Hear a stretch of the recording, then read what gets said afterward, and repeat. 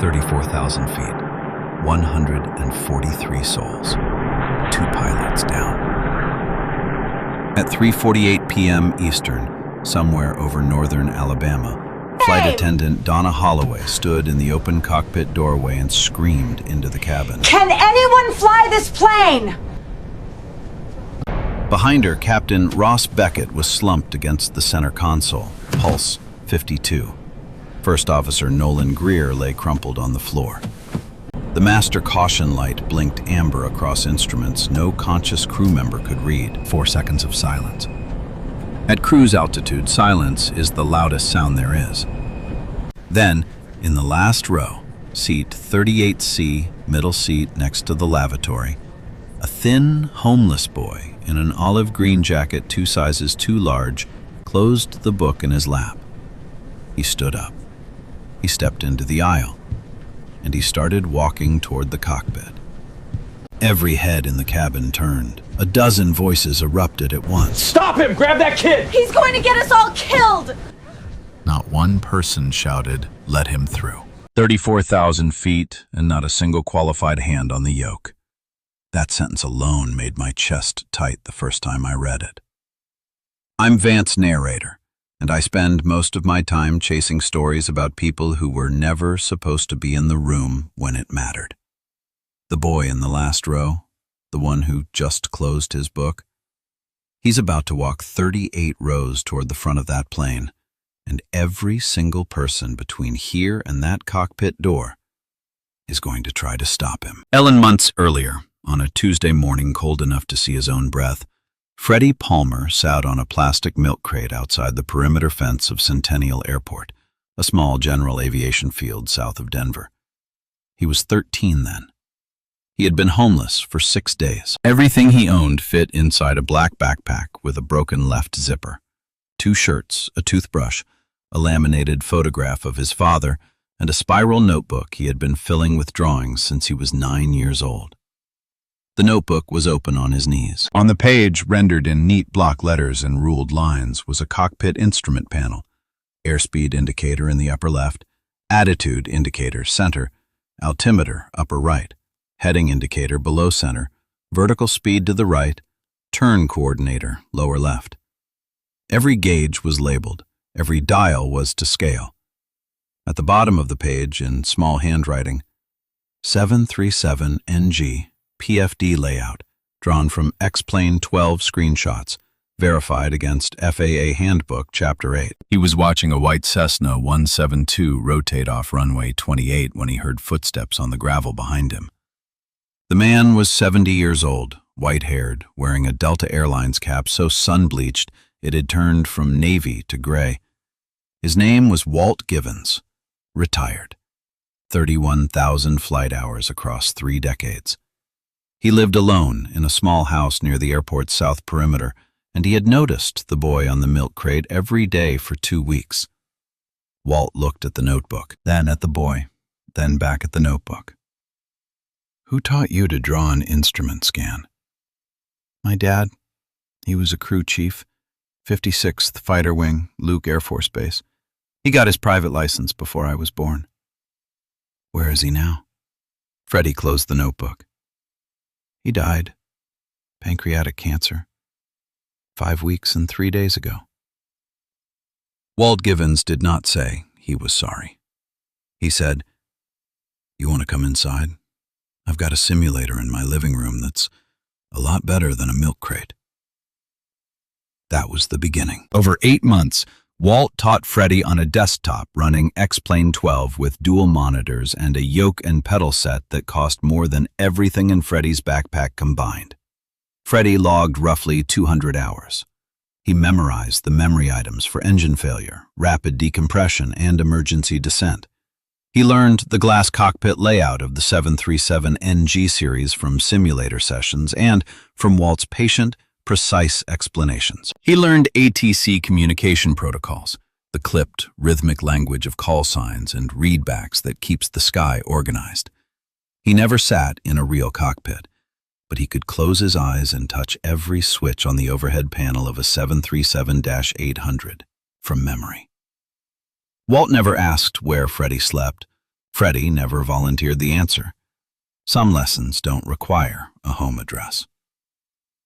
Now rewind to the same afternoon, the day of the flight.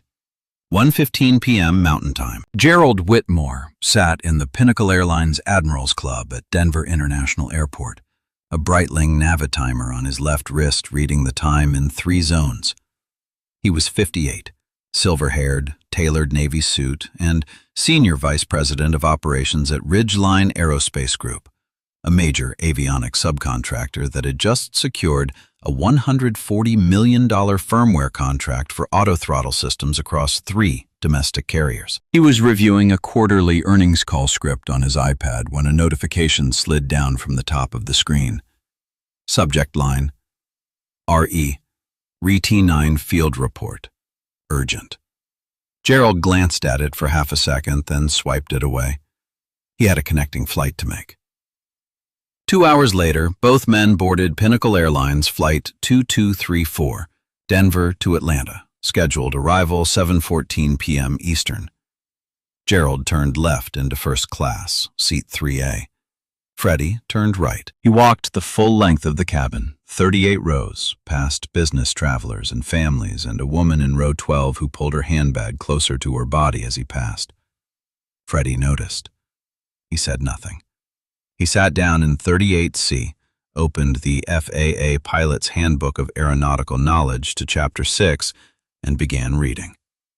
In the forward galley, a catering cart from Rocky Mountain Catering rolled into place. 2 insulated trays stamped Crew, Captain/FO, containing shrimp linguine. Lot number 1189. The trays were loaded at 1:50 p.m. Mountain. The shrimp had been sitting at 46 degrees Fahrenheit, 6 degrees above safe holding temperature, for over 90 minutes. Nobody noticed. Nobody checks crew meals twice. The shrimp linguine was already working before the wheels left Denver. So picture this with me for a second. You've got a 14-year-old kid who spent 8 months drawing cockpit instruments by hand on a milk crate because it was the closest thing to flying he could afford. And 3 rows from the front, you've got a man in a $3,000 suit who just flicked away an urgent safety report about the exact system that's about to fail on this airplane.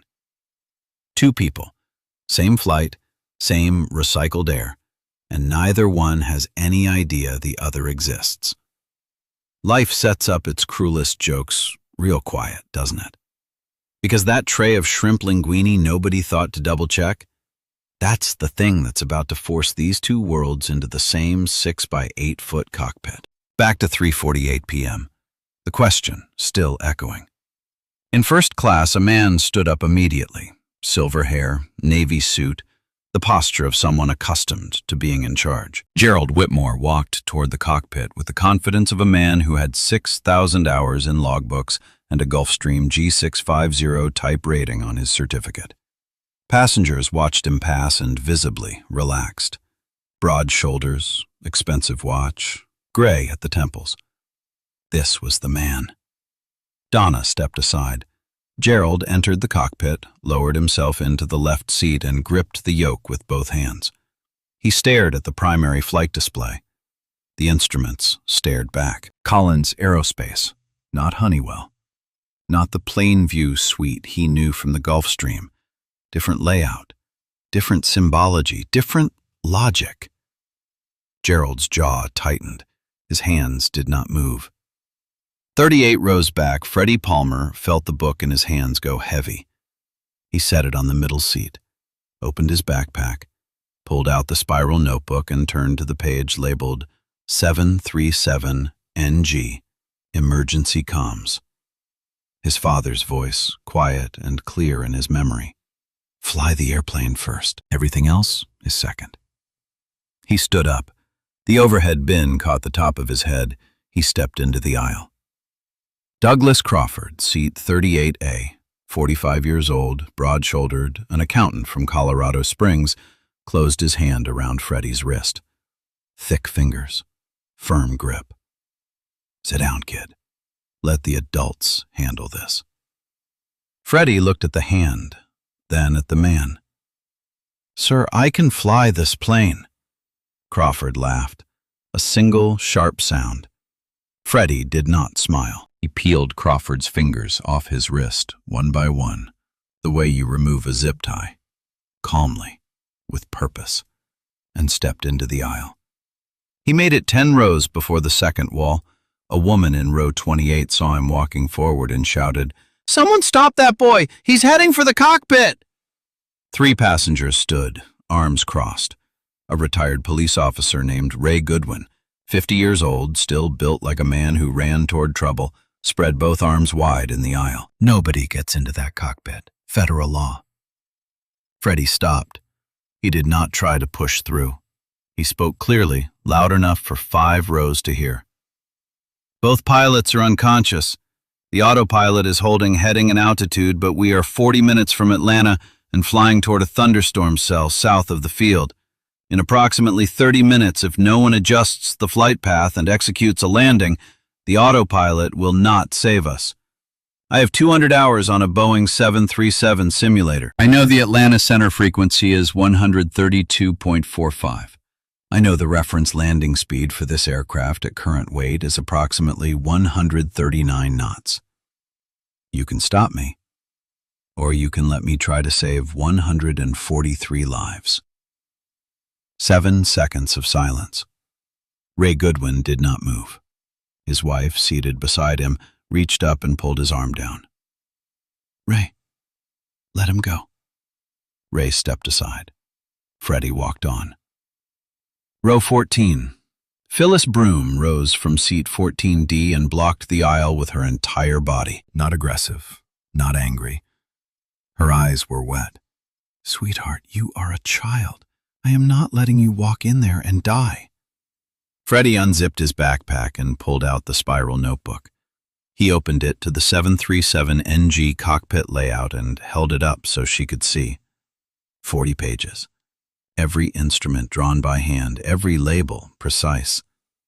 "Ma'am, this is every instrument inside that cockpit. I drew them over 8 months with a retired airline captain standing over my shoulder. I'm not going in there to die. I'm going in there because I am the only person on this airplane who knows what those switches do." Phyllis looked at the notebook for a long time. Then she stepped aside.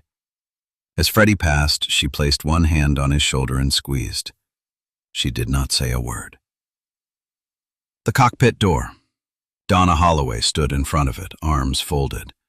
19 years of following the manual. "I cannot allow an unaccompanied minor into the cockpit. TSA regulation, company policy. I will lose my job." Freddy's voice was quiet. "Ma'am, Mr. Whitmore has been in the captain's seat for 3 minutes. Has he contacted air traffic control?" Donna turned. Through the open cockpit door, she could see Gerald sitting motionless, both hands on the yoke, eyes locked on the PFD. The radio was silent. Atlanta Center had been calling Pinnacle 2234 for over 3 minutes. No one had answered. Donna looked back at Freddy, at the notebook in his hands, at his laceless sneakers, at the jacket hanging off his shoulders like a tent. 4 seconds. "If this goes sideways," she said, "I take the fall." She stepped aside.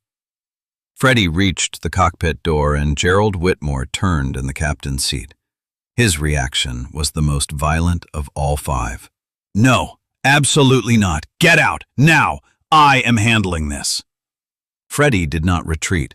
He did not raise his voice. He stepped inside and looked at the instrument panel, then at Gerald. "Sir, you haven't contacted ATC. The radio is tuned to 132.45, but you haven't pressed transmit once in 3 minutes. The master caution is illuminated because the autopilot transitioned to LNAV/VNAV with no updated input. You fly Gulfstream, Honeywell Plainview.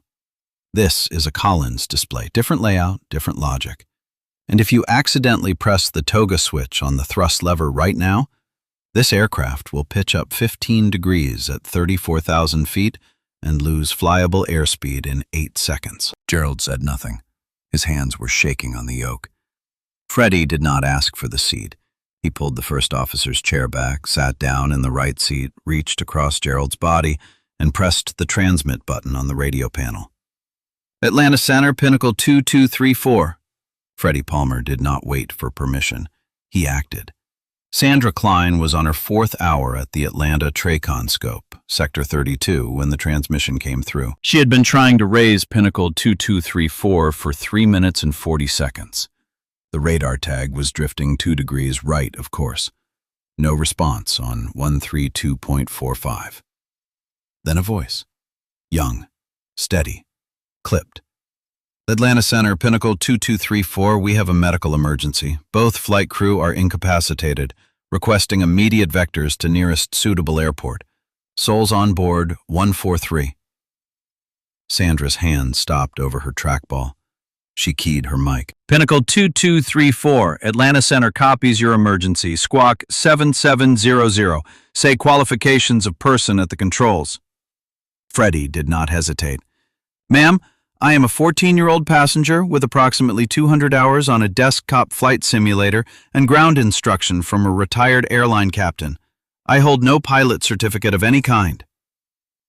1.8 seconds of silence on the frequency. Every controller in the room turned to look at Sandra's scope. Then Sandra Klein's voice came back. Level, professional, the way she had been trained. Pinnacle 2234 understood. We are going to get you on the ground. Maintain current heading. Descend and maintain flight level 240. I will be with you the entire way down. Freddy read the instruction back, word for word. Textbook. Gerald, still in the captain's seat, watched the boy reach for the transponder panel and dial 7700 without looking, his fingers finding the knob the way a pianist finds middle C. The emergency code blinked on every radar scope from Alabama to Georgia. But Sandra's voice on the radio was not enough to settle what was happening inside the cockpit. Gerald Whitmore still occupied the left seat. His hands were still on the yoke, and his pride was still lodged somewhere between his 6,000 hours and the fact that a child had just done in 10 seconds what he could not do in 3 minutes. Freddy did not argue. He demonstrated.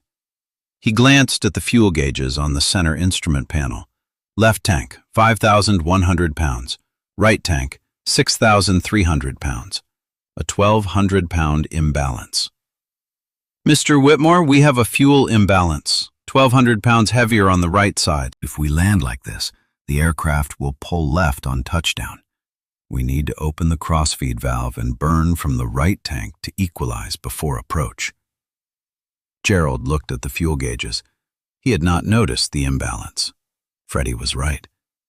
Then the auto throttle surged. The N1 gauges on both engines jumped from 82% to 91% for 2.3 seconds, then settled back. Gerald flinched. Freddy did not. He opened his spiral notebook to a blank page and wrote in neat block letters, A/T surge number 2. 15:54 Eastern, plus 9% N1, duration 2.3 seconds. Gerald stared at the notebook entry. This boy was not simply reading instruments. He was logging system anomalies. He was building a data set. He was analyzing. Freddy pointed at the navigation display. The weather radar is showing a convective cell 22 nautical miles northwest of the field, moving southeast at approximately 18 knots. At our current ground speed and descent rate, we have a 14-minute window to begin the approach before the storm covers the runway. If we lose 5 minutes, we divert to Chattanooga. Do you know how to read the weather overlay on this display, Mr. Whitmore? Gerald did not answer, because the honest answer was no. He knew Honeywell. This was Collins, and Collins painted weather data differently. 6 seconds of silence inside the cockpit. Outside, the engines hummed at cruise thrust. The autopilot held its heading. The airplane did not care who was in command. It only cared that someone was. Gerald Whitmore unfastened his shoulder harness. He stood up from the captain's seat, the leather creaking as his weight lifted. He looked at Freddy, at the notebook, at the laceless sneakers, at the calm, steady eyes of a boy who had just outperformed him on every instrument in the cockpit. Sit here. 2 words, no emotion. but his voice cracked on the second one. Freddy slid from the right seat to the left. He pulled the captain's seat forward 3 notches with the adjustment lever. His feet found the rudder pedals. His hands found the yoke. He pulled the shoulder harness over his chest and clicked it into place. Gerald lowered himself into the right seat, put on the headset, and waited for instructions. "Mr. Whitmore, I need you to monitor the engine instruments on the upper EICAS display. If N1 exceeds 94% on either engine, or if exhaust gas temperature goes above 900 degrees, call it out immediately." "Copy." For the first time in 26 years in boardrooms, corner offices, and shareholder meetings, Gerald Whitmore took an order from someone else. The someone was 14 years old, weighed 112 pounds, and had not slept in a bed in 11 months. Gerald did not give Freddy the seat out of kindness. He gave it because the evidence left him no choice. The descent had begun. Flight level 240. The cabin lights dimmed as Donna prepared passengers for what she called a precautionary approach. In row 22, a paramedic named Curtis Hayes had opened the onboard medical kit and started an IV line on Captain Beckett. Saline drip, left arm, taped at the wrist. Beckett's pulse had climbed back to 61. Greer was conscious but unable to sit upright, curled on the cockpit floor behind the center console. Freddy needed to reach the overhead panel to check a circuit breaker. He set his backpack on the center pedestal to free both hands. The broken left zipper gaped open and something slid out and landed face up between the thrust levers. A laminated photograph, 4 inches by 6. A man in a green flight suit kneeling beside the nose landing gear of an F-16, grinning so wide his eyes were almost closed. The name tape on his chest read, "Palmer." Gerald picked it up. "Who is this?" "My father, Staff Sergeant Terrence Palmer, 56th Fighter Wing, Luke Air Force Base. He was a crew chief for 9 years, then he earned his private pilot's license. He died 11 months ago." Gerald turned the photo over. On the back, in a child's careful handwriting, blue ink, slightly faded, were 5 words. "Fly the airplane first. Dad." Below that, in different ink, darker, the letters shaky, written by an adult hand that was no longer steady. "You already did. Dad." Gerald read both lines. He did not understand the second one. Not yet. Freddy reached for the notebook and flipped past Gerald to retrieve it, but Gerald had already opened it. 42 pages. Cockpit diagrams, checklists with memory items underlined, ATC frequency charts, instrument approach plates for 6 airports: Denver, Atlanta, Chattanooga, Dallas, Charlotte, Chicago. All hand-drawn, all annotated. On one page near the back in smaller handwriting, Walt's case, auto throttle uncommanded thrust, 2018 AA flight 1142. Not pilot error. Gerald closed the notebook the way you close something that deserves more care than you expected to give it. "Where did you learn all of this?" "A man named Walt Givens, retired Delta captain. He lives near the airport where I slept." The word slept, not lived, not stayed. Slept. As in, on the ground, outside, near a chain-link fence, within earshot of turboprops taxiing at dawn. Gerald heard the word and understood everything it contained. The auto throttle surged again. One jumped from 82% to 91% for 2.1 seconds. Freddy logged it without looking up. A/T surge number 3, 1558, plus 9% 2.1 seconds. Pattern consistent. He wrote something else beneath the entry, circled it twice. Compare Walt. AA1142. Same signature? Gerald stared at the circled note. A cold sensation spread through his chest that had nothing to do with the cabin temperature. Gerald closed the notebook slowly, the way you close something sacred. Sandra Klein's voice returned to the cockpit speaker. Pinnacle 2234, descend and maintain flight level 180. Reduce speed to 220 knots. Freddy repeated the instruction back. Call sign, altitude, speed, word for word. He reached for the mode control panel, dialed 18,000 into the altitude window, and pressed the LVLCHG button. The autopilot pitched the nose down gently.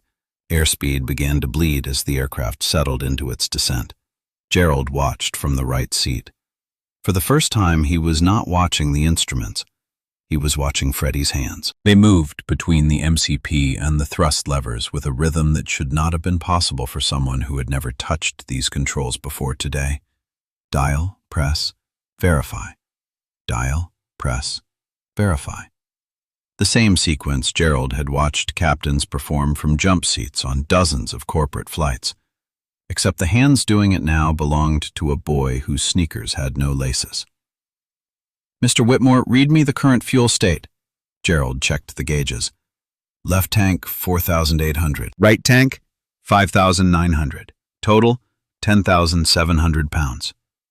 Crossfeed is open. We should equalize in approximately 12 minutes. When both tanks show within 200 pounds, close the crossfeed and confirm. Copy. In the cabin, word had spread, not through an announcement, through whispers. Row to row, seat to seat, the way fear and disbelief travel through a pressurized tube at altitude. A kid is flying the plane. The reactions mapped the cabin like a weather system. In row 6, a woman gripped both armrests so hard her knuckles turned white. In row 19, a teenager held his phone to his mouth, recording a narration to no one. There was no cell signal at 18,000 feet, but he spoke as if the world were listening. In row 28, Ray Goodwin sat with his hands folded, staring at the seatback in front of him, replaying the moment he had stood in the aisle and tried to stop a boy who turned out to be the most qualified person on the aircraft. Phyllis Broom walked forward from row 14 to the cockpit door. She looked inside. Freddy was in the left seat, shoulder harness on, hands steady. Gerald was in the right seat, headset on, reading gauges on command. She whispered to Donna, "Dear God, he is just a boy." Donna's answer was quiet, but it carried. "He's the boy who answered." Sandra Klein continued the descent instructions. Pinnacle 2234, turn left heading 140, traffic 12 o'clock, 10 miles, opposite direction, flight level 190, no factor. Freddy dialed the heading. Left 140, traffic in sight, Pinnacle 2234. He did not say in sight because he could see the other aircraft. He said it because the TCAS display showed the traffic moving away. He knew the protocol. He knew which words kept the frequency clean and which words caused confusion. Walt had drilled him on this for weeks. Say what ATC needs to hear, nothing more, nothing less. Every extra word is a second someone else can't talk. The descent continued. 18,000, 15,000. The ride grew rougher as they entered the lower atmosphere. Freddy adjusted the seat one more notch forward. His legs were short, and the rudder pedals required full extension to reach neutral. Mr. Whitmore, I need you to set the approach frequency. ILS, runway 26 left. Localizer frequency is 110.10. Set it on nav 1. Gerald found the radio panel, different from the Gulfstream. He hesitated for 2 seconds, then located the nav 1 selector and dialed 110.10. Set. Confirm course. 260. Gerald checked. 260 confirmed. They were building a crew. Not the kind forged in training centers with manuals and check rides. The kind forged because there was no alternative. A 14-year-old who knew the airplane and a 58-year-old who knew how to follow instructions when it mattered. Between them, they had 6,200 hours of flight experience. Only 200 of those hours were on the right aircraft. The auto throttle surged a fourth time. New one spiked to 93.6% on the left engine. Freddy's right hand moved to the auto-throttle disconnect button on the center pedestal, hovering but not pressing. He keyed the mic. Atlanta Center, Pinnacle 2234. Be advised, we are experiencing intermittent auto-throttle anomalies. N1 is spiking approximately 10% above set thrust. Duration, approximately 2 seconds per event. 4 events total. Pattern appears consistent. Requesting technical guidance. Sandra Klein's response was immediate. Pinnacle 2234, copy auto-throttle anomaly. Stand by, I'm coordinating with Boeing technical support on a secondary line. Freddy released the mic button and looked at Gerald. Mr. Whitmore, the firmware version for the auto-throttle on this aircraft. Can you read it from the EICAS maintenance page? I need to confirm something. Gerald navigated the EICAS menu. It took him 3 attempts. The Collins interface was unfamiliar, but he found it. His voice changed when he read it aloud. RT9, version 3.1.2. Freddy watched Gerald's face. Something drained out of it. Not surprise. Recognition. You know this firmware, Freddy said. It was not a question. Gerald did not answer. His eyes stayed on the EICAS. The letters RT9V 3.1.2 glowed green on the display, but Gerald Whitmore's face had gone the color of the master caution light. Donna brought 2 bottles of water from the forward galley and set them in the cup holders. She checked on Greer, still on the floor, conscious, too weak to stand. She checked on Beckett. 1.5 running, pulse 63, stable but unresponsive. Then she walked back into the cabin to do the only thing left in her power.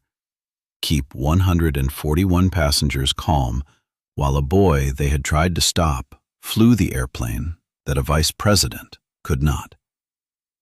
Freddy set the altimeter to the local barometric pressure, 29.82 inches of mercury, provided by Sandra on the ATIS broadcast. He cross-checked the altitude readout. He adjusted the heading bug.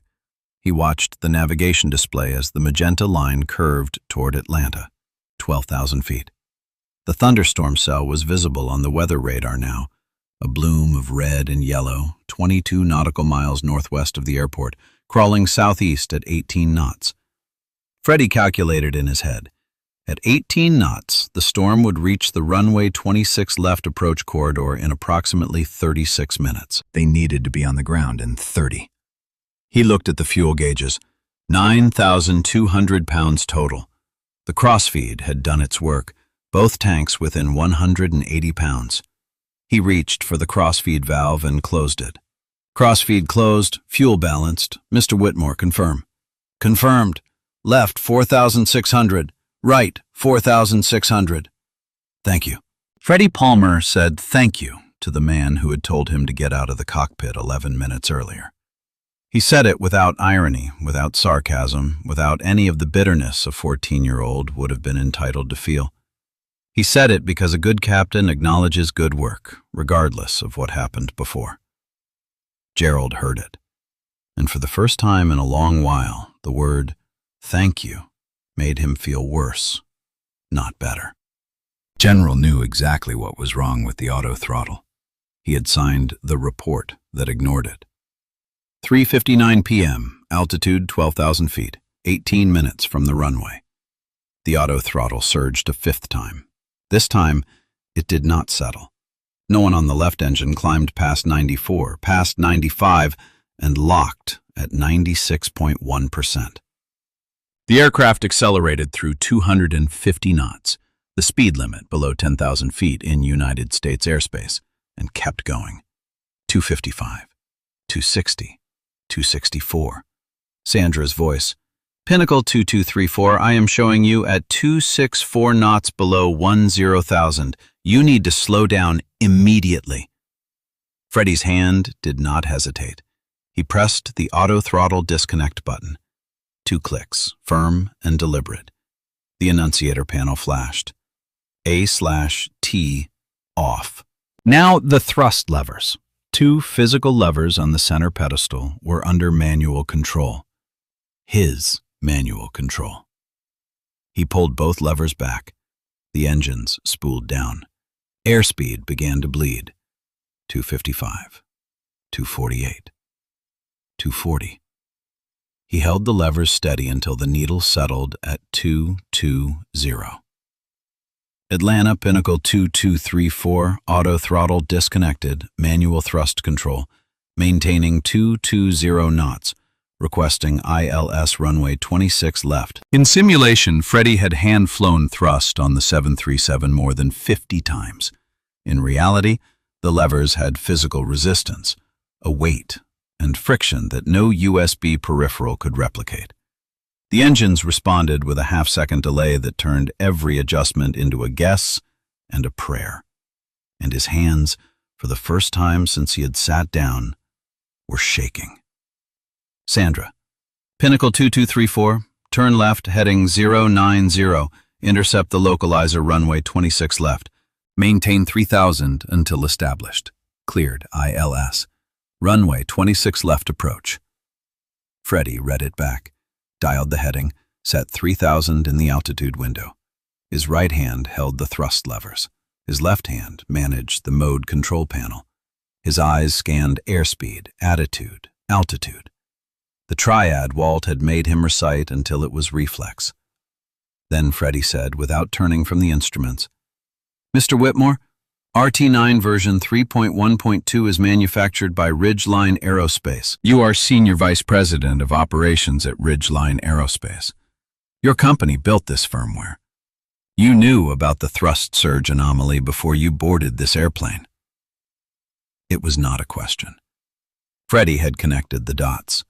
The firmware version, the company name on Gerald's business card visible in his breast pocket, the surge pattern matching what he had read in Walt's case notes about Flight 1142 in 2018. Gerald closed his eyes. "How long?" Freddy asked. 6 weeks. An engineer filed an internal report. Uncommanded thrust surges under specific atmospheric conditions. I reviewed it. A recall would have cost $23 million and delayed the quarterly delivery. I signed the approval to continue deployment. 3 seconds of silence. The engines hummed. The air conditioning system hissed. 143 people breathed in a sealed tube, unaware that the man in the right seat was responsible for the emergency the boy in the left seat was trying to solve. Freddy did not yell, did not curse, did not even look at Gerald. He said 5 words. "Okay, I'll handle it. Call my airspeeds every 5 knots starting now." Gerald's voice, raw and barely steady. 220. In the cabin, Donna instructed passengers to assume emergency posture. Heads down, stay down. 6 words. She said them once. Nobody needed to hear them twice. Phyllis Broom reached across the armrest and held the hand of the child sitting next to her. Curtis Hayes tightened the straps on Beckett's stretcher and braced himself against the bulkhead. Outside, the thunderstorm cell had closed to 14 nautical miles from the field. The crosswind at the surface was reported at 22 knots, gusting to 31. The window for a safe approach was narrowing with every passing minute.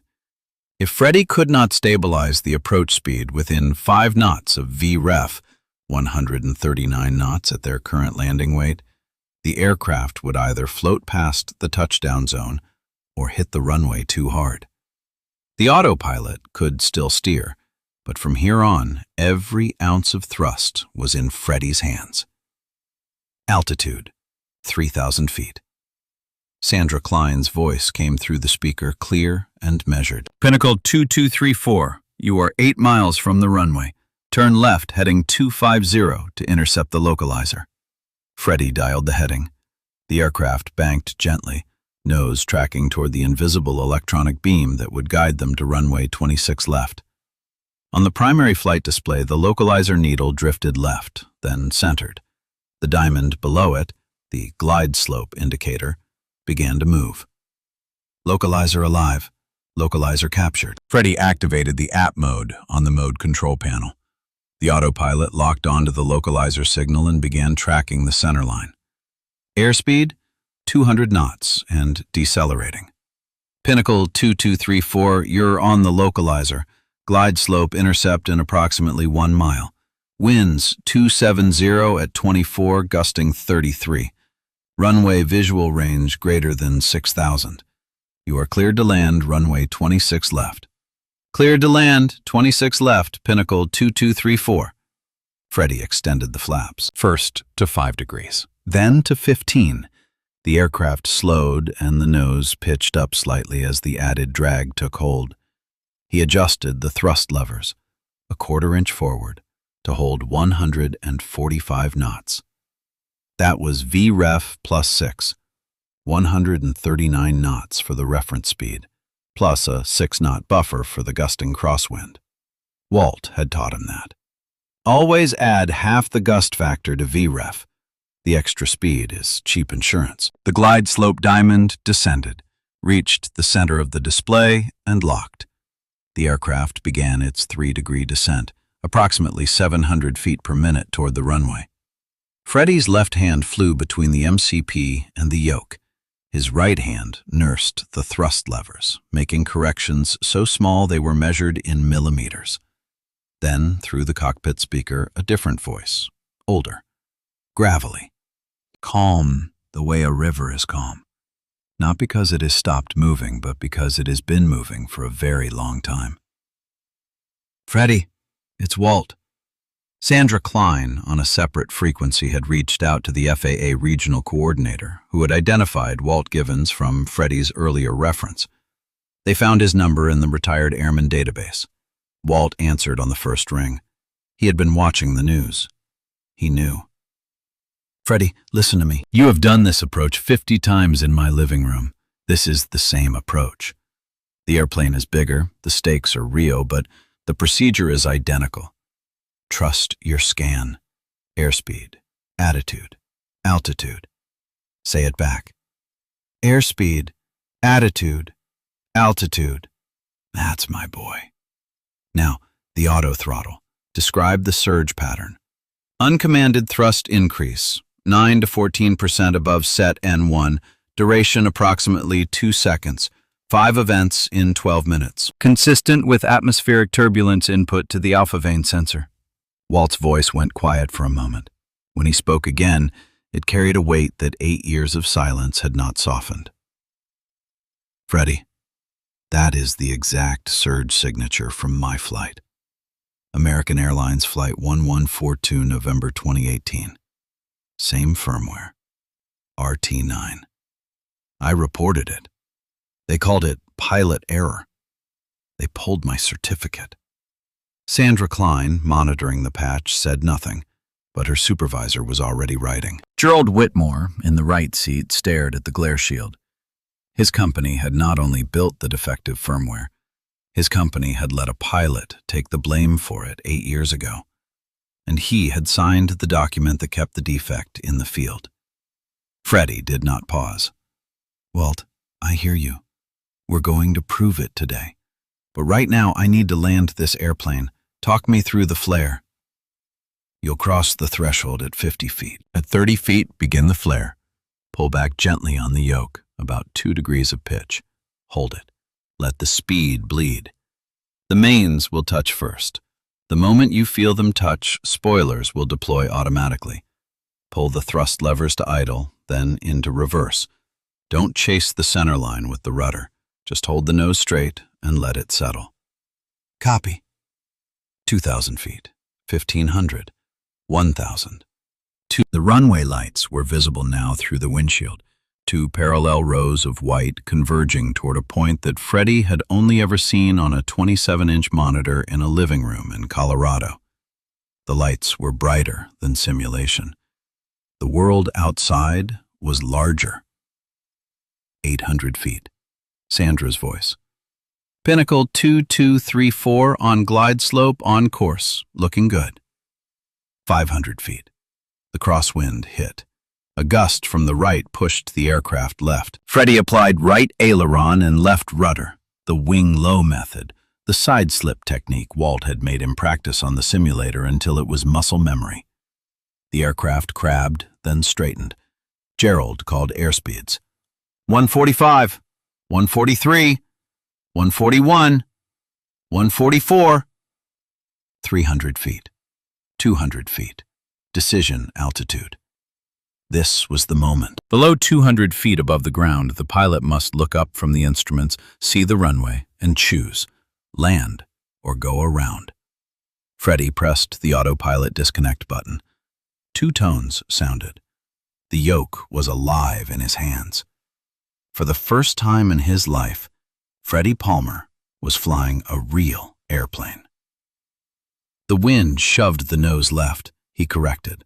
The thrust levers vibrated under his palm. He held them steady. 100 feet. 50 feet. The runway filled the windshield, a strip of concrete wider than anything the simulator had ever shown him. 30 feet, Gerald said. Freddy pulled the yoke back, gently, 2 degrees of pitch. The nose rose. The speed bled. 140, 138, 136. The main landing gear touched runway 26 left at 4:09 p.m. Eastern Time. The tires chirped, a sound Freddy had heard 1,000 times from the ground and never once from the cockpit.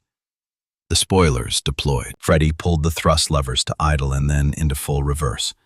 The aircraft decelerated. The nose gear settled onto the concrete with a second, softer thud. 80 knots. 60. 40. Sandra Klein's voice came through the speaker for the last time. Pinnacle 2234, contact ground on 121.9, taxi to the gate when able.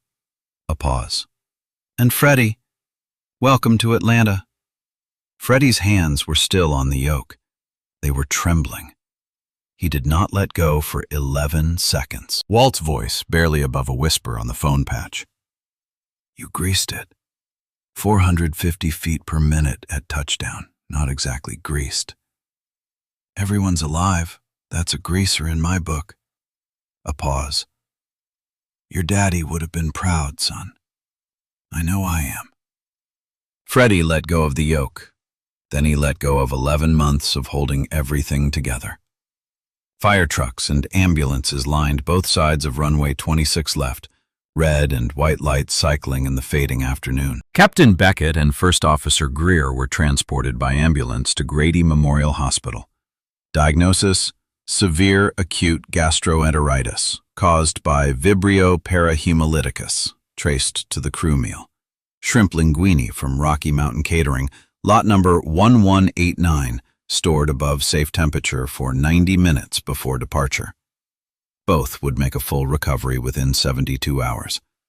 Neither would remember anything after the first 30 minutes of the flight. Inside the cabin, the silence held for 3 seconds after the aircraft stopped.